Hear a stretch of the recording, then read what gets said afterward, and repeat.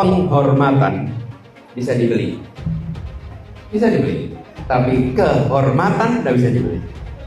Tidak bisa dibeli. Uang bisa mendapatkan penghormatan, tapi uang tidak bisa mendapatkan kehormatan.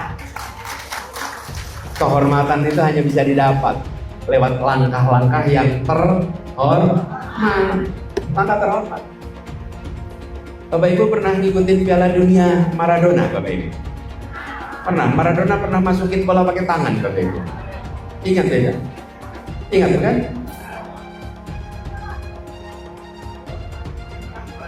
Ya, ada yang bilang tangan Tuhan. Saya kurang setuju itu. Masa Tuhan berlaku curang? Kalau curang itu kerjaan setan, Bapak Ibu. Jadi itu tangan apa? Ya. Tapi yang menarik, Maradonanya tidak mau mengakui bahwa itu pakai tangan. Ya diam saja. Dan ketika itu dinyatakan gol, dia diam saja. Dan ketika dia menerima piala, dia diam saja. Semua orang tahu itu curang. Semua orang tahu itu pakai tangan. Kalaupun Anda wakil presiden, tidak lagi memenuhi syarat sebagai wakil presiden, maka Anda wajib dimakzulkan. Setuju dimakzulkan? Setuju dimakzulkan? Secara diam-diam ternyata Bapak Anies menyumbangkan dana untuk bencana banjir yang ada di Aceh dan di Sumatera sebanyak 300 triliun. Wah, ini luar biasa nih, pengorbanan dari Bapak Anies. Luar biasa ini. Apa komentar kalian? Saya akan bongkar dari mana sumber dana 300 triliun yang dimiliki Pak Anies yang untuk disumbang ke korban banjir di Aceh, Sumatera Barat, dan juga seluruh dunia. Yang perlu kalian tahu, Bapak Anies itu sahabat terdekatnya Elon Musk. Elon Musk dengan Bapak Anies memiliki hubungan yang sangat dekat. Jadi 300T itu dari Elon Musk, sahabat dekatnya Bapak Anies. Presiden bukan, wakil presiden juga bukan, ketua RT juga bukan. Tiba-tiba muncul videonya datang ke lokasi bencana di Aceh gitu loh. Sedangkan presidennya sekarang saja kalah ini dengan si Wawa ini satu ini. Itu datang ke sana itu melihat bencana alam atau sedang menghitung gelondongan kayu yang sedang hanyut.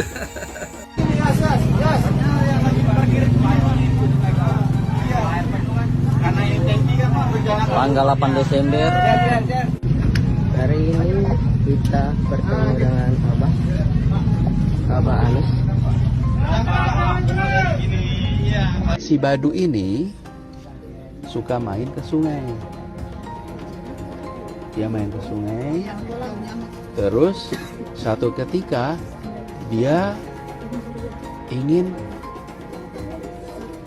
bikin semua orang di kampungnya jadi ramai. Dia bilang begini, di sungai tidak, dia di sungai kan, terus tahu dia teriak, ada buaya, ada buaya, ada buaya. Apa yang terjadi? Semua orang dengar itu berlarian semuanya ke tepi sungai, mau menyelamatkan Badu kan, karena ada buaya. Semua lari. Ketika sampai ke sana ternyata nggak ada buaya. Badunya ketawa terbahak-bahak. Wah, ketipu ketipu. Air yang masuk dari tanggul ini langsung perbatasan antara laut dan daratan, ini daratan tuh. Airnya sederas ini. Ini gimana solusi untuk memperbaiki bolong-bolong dari tanggul ini, guys? Komen di kolom komentar sekarang. Kalau tanggul di Jakarta Utara jebol, banjirnya bisa sampai Monas. Semua berawal dari permukaan air laut di Pantai Mutiara yang sudah lebih tinggi daripada permukaan tanah. Meskipun ada tanggul setinggi sekitar 1 meter, tapi air lautnya kini hampir menyamai tinggi tanggul. Akibatnya warga mulai panik karena ombak sudah mulai tumpah ke jalan. Dulu saat masih menjabat gubernur, Ahok pernah mengingatkan, kalau tanggul itu jebol, pas air laut sedang tinggi ditambah hujan deras, banjir bisa menjalar jauh sampai ke Monas. Inilah sebabnya Jakarta sangat membutuhkan giant seawall, tembok raksasa penahan air laut yang dirancang untuk melindungi kota dari ancaman banjir rob yang makin sering terjadi. Tapi pertanyaannya, kalau kondisinya sudah separah ini, kenapa dulu ada pejabat yang menolak pembangunan giant seawall ya? Banjir akibat rob terpantau banjir paling dalam. Untuk arus lalin sudah kita tutup di area Spekta, diputerbalikan untuk kendaraannya. Pak, lihat kelakuan si pengangguran berat ini, kawan-kawan. Perhatikan. Dia nyindir pemerintah, katanya bagi-bagi jabatan karena koneksi, bukan karena kompetensi, bukan karena prestasi. Itu komisaris yang di BUMD Jakarta sekarang, ya? Ada nggak orang titipan kau di situ? Hah? Perlu saya spill namanya? Pelan-pelan, ya. Dulu ketika kau jadi gubernur, orang-orang yang kau tunjuk, orang-orang kau bukan. Hah? Kau jadi menterinya Pak Jokowi, itu karena koneksi apa bukan? Kemudian dipecat. Yang waktu itu dipecat, reshuffle. Karena koneksi apa bukan? Waktu itu menjadi gubernur DKI Jakarta sebelumnya, diusung, itu karena koneksi atau bukan? Internet kita pun terhubung karena koneksi. Ini sudah menjadi hukum alam, Pak. Ya. Jadi kalau ngomong, ya asal bicara sih. Menepuk air di dulang, terpercik muka sendiri. Begitu ya, Mas Aris. Ini bener loh kata Pak Anies ini, kita harus nagih janji kampanyenya Prabowo Gibran. Karena berdasarkan pengalaman Pak Anies ini, jangan sampai janji kampanyenya gagal. Seperti DP rumah 0% kala itu ya. Mungkin waktu itu warga Jakarta nggak banyak yang nagih, nggak banyak yang berisik gitu ya. Tiap hari, mana nih rumah DP 0%-nya Pak Anies, mana rumah DP 0%-nya gitu ya. Jadi gagal waktu itu ceritanya rumah DP 0%. Jadi kan ini masih 4 tahun ya kan. Yuk bersama-sama mengawal menagih janji kampanyenya Prabowo Gibran. Jangan sampai seperti nasib rumah DP 0% yang gagal itu. Gitu maksudnya Pak Anies. Baik kok maksudnya Pak Anies, ya kan Pak Anies? Mas Anies. Masih aja nyinyir ya.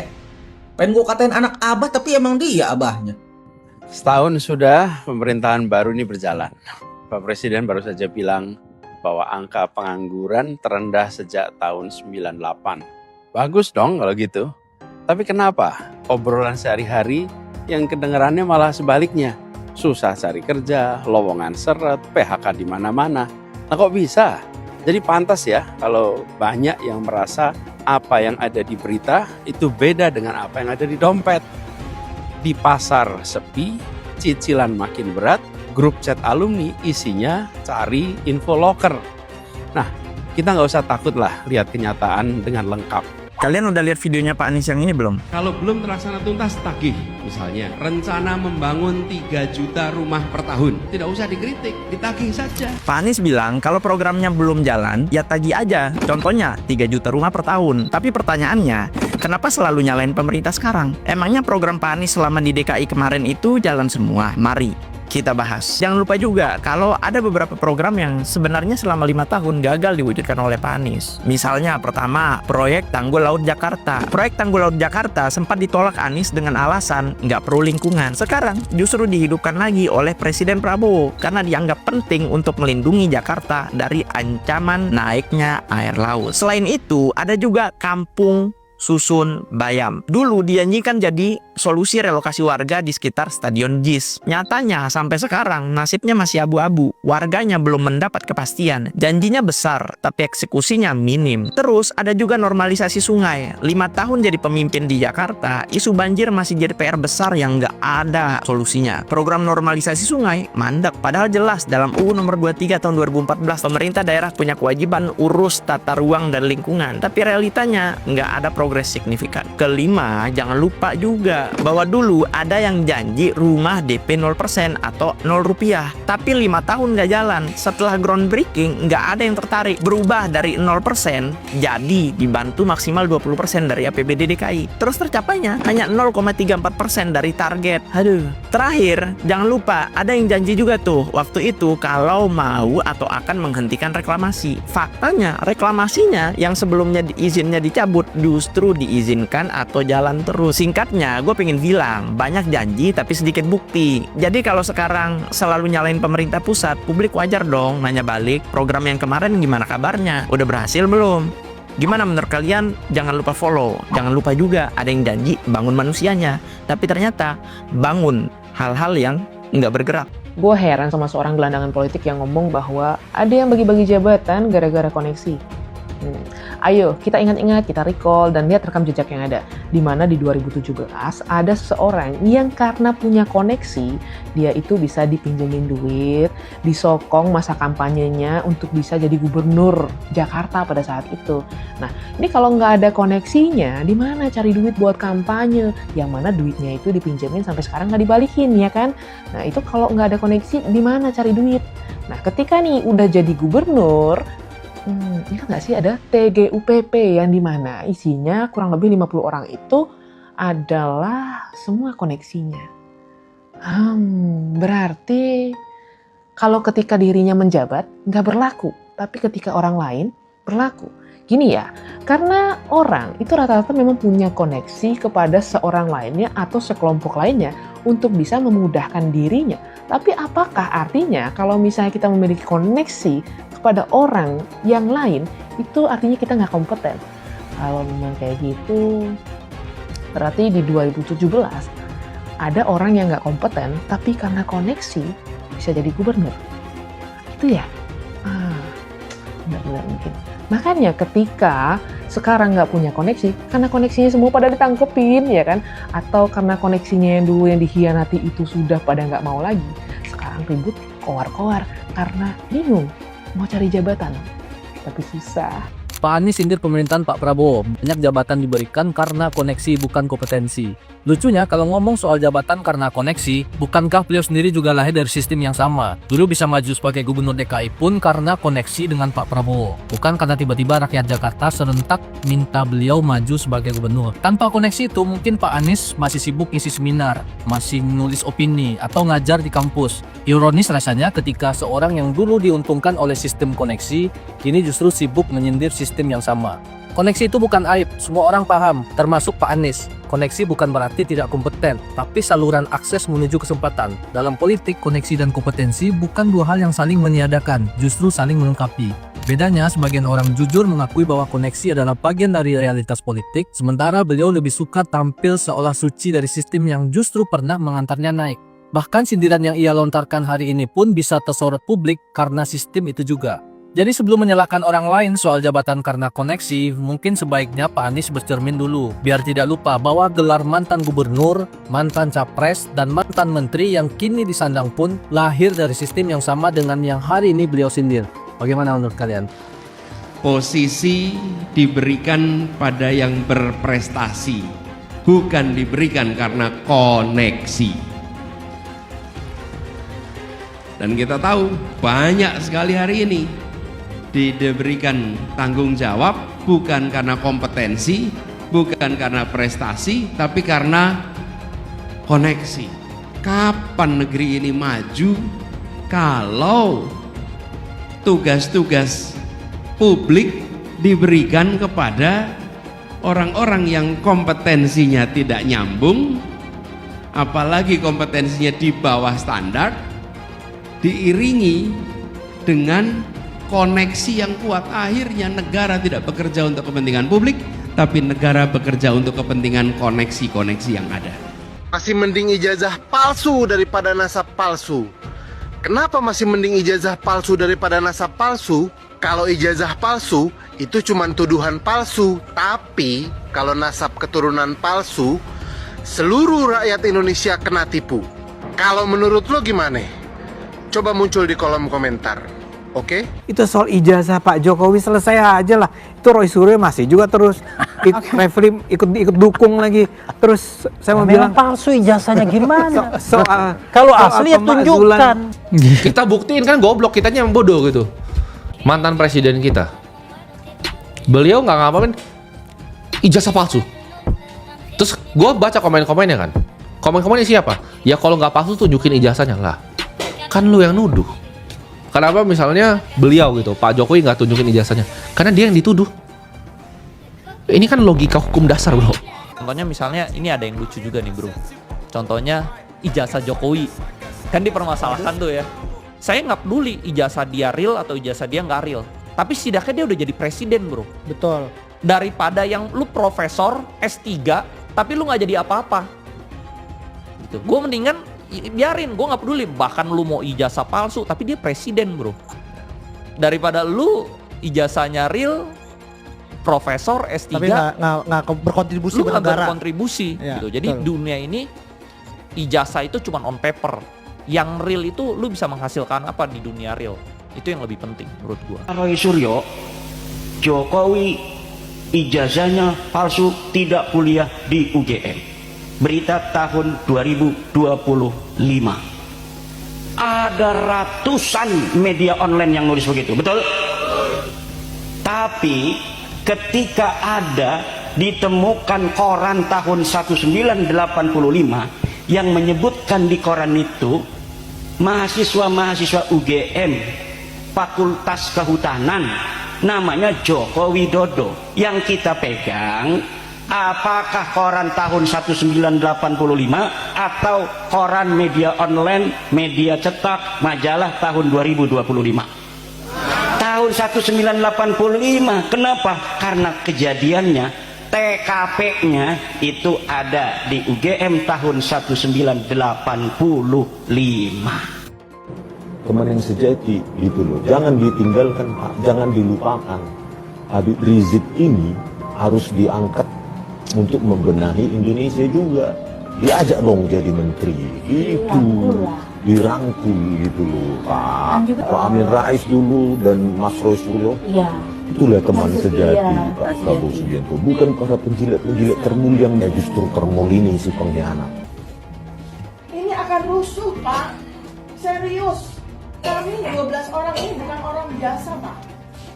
Kami punya bukan punya banyak masa apa-apa, rusuh Pak. Indonesia bener-bener lagi mau diadu domba. Ya jadi belakangan tuh gue baru dapat kabar nih, nggak tahu bener atau enggak ya, kalau Indonesia tuh lagi mau diadu domba antar ras, antar agama kayak gitu loh. Ya jadi ada beberapa info kalau ada beberapa titik-titik di jalanan dan di tol, kalau ada orang-orang disebar untuk ngeprovokasi dengan neriak-neriakin orang Cina kayak Cina.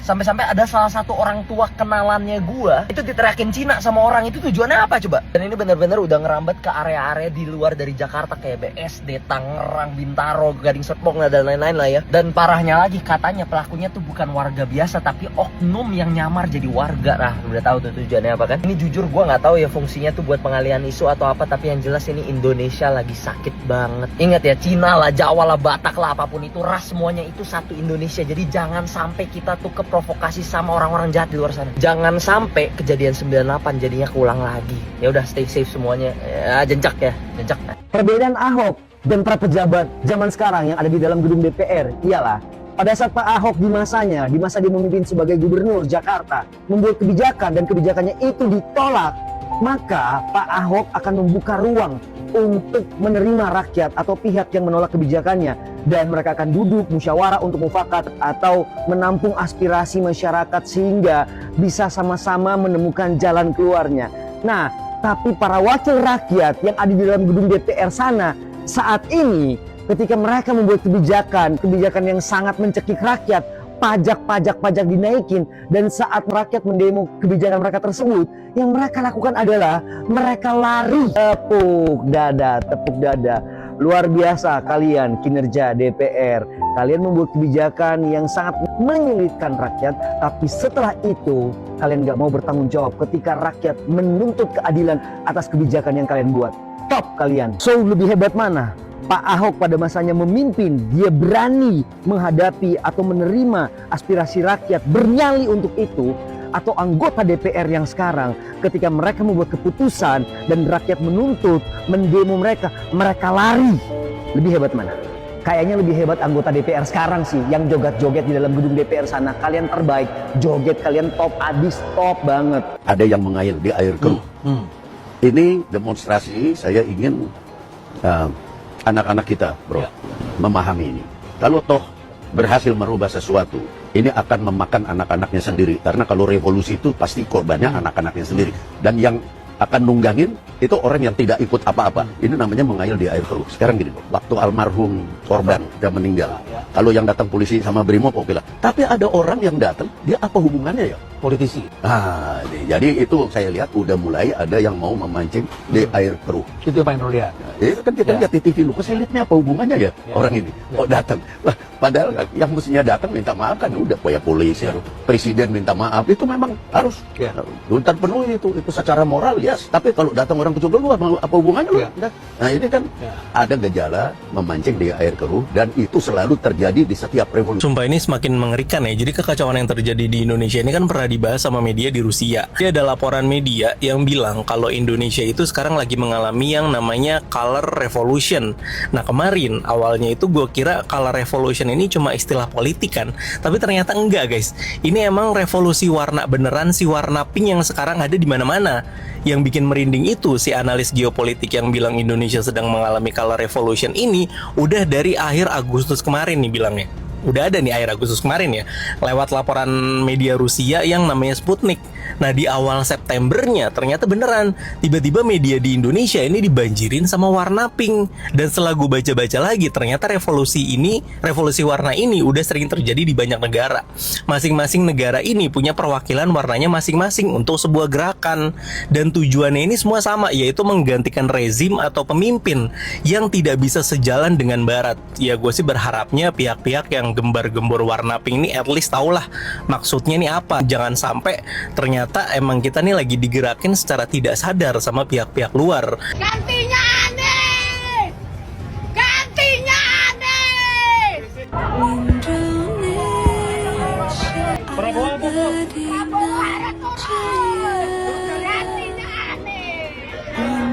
Siapa Hendro Priyono yang keluar mengatakan ada dalang? Sudah ada saya kantongi namanya. Kamu dalangnya. Kami harus ditangkap Hendro Priyono. Kamu berhenti untuk menipu publik dengan manuver-manuver politik dengan seolah-olah kamu satu jenderal senior, mantan intelijen yang hebat. Kamu nggak dihitung. Ada yang main. Ya, itu dari sana, dari luar. Orang yang dari luar hanya menggerakkan kaki tangan yang ada di dalam. Isinya George Soros. Maka saya berani katakan di sini, hei orang miskin, hei orang melarat, tidak usah bayar pajak karena pemerintah haram mengambil pajak dari orang-orang miskin dan melarat, saudara. Allah mewajibkan zakat hanya kepada orang kaya. Haram ambil pajak dari rakyat, saudara. Haram, apalagi dari rakyat miskin yang melarat, yang nyari kerja susah, yang makan susah. Haram kau ambil pajak dari mereka. Kalau Prabowo lengserkan dia, setuju gak? Setuju gak? Dukung tidak? Takbir! Kita akan seret mereka semua untuk dijebloskan ke dalam penjara. Takbir! Setuju tidak? Setuju tidak? Enggak berkelahi, ayo kita adu biar dia berkelahi. Tidak ada cerita Ahok dengan Anies. Ketika saya kalah, saya langsung kasih Anies penghargaan, ucapan segala macam. Tapi yang tidak bisa saya terima, ketika Anda menang, Anda pidato memecah belah bangsa. Bahwa Jakarta udah kembali ke pangkuan pribumi yang dijajah selama ini. Itu teksnya di mana-mana. Itu sangat memecah belah bangsa. Saya ini asli Indonesia sesuai undang-undang loh. Apa karena saya namanya Ahok? Itu yang tidak betul seorang Anies lakukan. Bagi saya Anies sangat tidak negarawan. Anda udah menang, yes okay gitu loh. Saya juga tidak bawa ke MA, nggak bawa ke MK. Waktu Anda ulang tahun DKI saya juga datang. Tapi kenapa Anda mesti pidato seperti itu? Bapak Politik Identitas Indonesia Anies Baswedan, Bapak Intoleransi Indonesia Anies Baswedan. Jangan lupakan, jangan terlena, jangan sampai dia pecahkan kita dengan dagangan ayat dan mayatnya. Air itu turun dari langit, turunnya ke atap rumah langsung sumur bor, bukan ke sungai dan ke laut. Bersyukuri kenapa kalah, kenapa ditahan. Saya bersyukur atas itu semua. Saya coba bayangkan ya, kalau seandainya waktu itu kita menang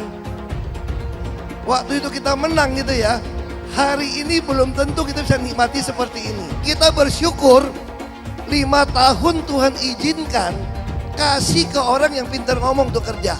Coba kalau kita bayangkan gitu ya, kalau kemarin saya masih jadi gubernur, ini saya udah turun ini. Tapi yang pintar ngomong itu dikira orang hebat kan? Langsung ketahuan karakternya. Langsung ketahuan itu. Di saya juga ada kutipan Pak di kamar saya Pak.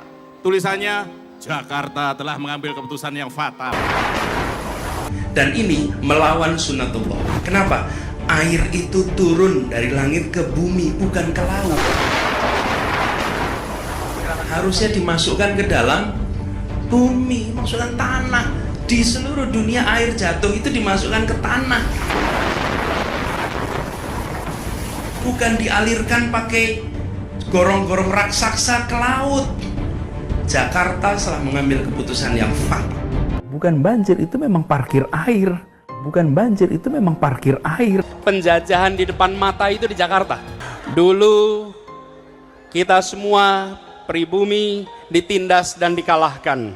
Kini telah merdeka. Kini saatnya kita menjadi tuan rumah di negeri sendiri. Jadi salah satu aset yang hampir dimiliki oleh semua orang kaya adalah emas. Ya, emas menjadi salah satu hot commodity, terutama belakangan emas meroket dan menembus harga tertinggi. Jadi jika kalian ingin profit atau mendapatkan keuntungan dengan investasi emas, tonton video ini sampai habis. Emas merupakan salah satu investasi yang unik. Kenapa? Karena emas itu terbatas dan dari zaman dulu sampai sekarang emas selalu digunakan untuk melawan inflasi. Jadi ada 5 hal yang kalian harus waspadai ketika harga emas sedang naik. Yang pertama adalah kalian harus tetap tenang. Ya, karena melihat kenaikan emas 30%, kalian mungkin akan takut ketinggalan atau missing out. Jadi tidak usah panik, emas masih merupakan komoditas yang hot. Yang kedua adalah bagi teman-teman yang mempunyai keterbatasan dana, jangan berkecil hati. Ya, saya sampaikan kembali bahwa adanya investasi emas berupa digital sangat memudahkan kita untuk berinvestasi emas. Yang ketiga adalah hati-hati dengan penipuan. Banyak sekali komunitas yang berkedok investasi emas, tapi sebetulnya adalah money game. Dan ujung-ujungnya penyelenggara itu kabur dan merugikan banyak kali orang. Biasanya ini yang tergiur dengan iming-iming tingkat bagi hasil yang tinggi. Ada 5% per bulan, bahkan lebih. Jadi hati-hati terhadap penawaran yang investasi menjanjikan hasil yang sangat tinggi. Gunakan broker aman dan terregulasi. Yang keempat adalah belilah secukupnya. Alokasikan sebagian dana Anda untuk investasi dan membeli emas. Yang kelima adalah kenali profil resiko teman-teman masing-masing. Apa gunanya? Ya, jadi kita tentukan apa tingkat toleransi kita terhadap risiko. Ya, ada yang konservatif, ada yang moderasi, dan juga yang lebih tinggi adalah agresif. Setelah itu, kalian bisa sesuaikan dengan pemakaian leverage. Investasi emas secara konvensional atau tradisional, kalian membeli emas secara fisik, baik itu batangan atau perhiasan. Jadi sudah saya bahas di video saya sebelumnya bagaimana risiko dan efek kalian tidak sesuai. Misalnya kalian membeli emas atau juga trading forex secara fisik. Ya, kalian harus menelpon, lalu traveling, belum lagi kalian itu ada risiko dirampok, ya, lalu kalian melakukan deposit di safety box dan sebagainya dan sebagainya. Yang mau saya bahas lebih detail di video ini adalah investasi emas yang modern atau yang dinamakan dengan kontrak emas. Untuk trading emas, kita memerlukan broker karena kita tidak memegang fisik, tapi kita bisa merasakan keuntungan daripada kenaikan di dunia. Dengan investasi emas secara modern ini, kalian tidak perlu menggunakan modal besar dan juga kalian tidak perlu memegang fisik. Tapi kalian bisa enjoy atau menikmati peningkatan dari harga emas di dunia. Jadi balik lagi, menurut saya, ya, harga emas akan terus mengalami peningkatan. Ya. Jadi pastikan buat kalian yang ingin menikmati peningkatan daripada harga emas di dunia, ya, pastikan kalian bisa melakukan ini semua. Langsung saja registrasi ya. Lalu kalian bisa mulai untuk berinvestasi emas.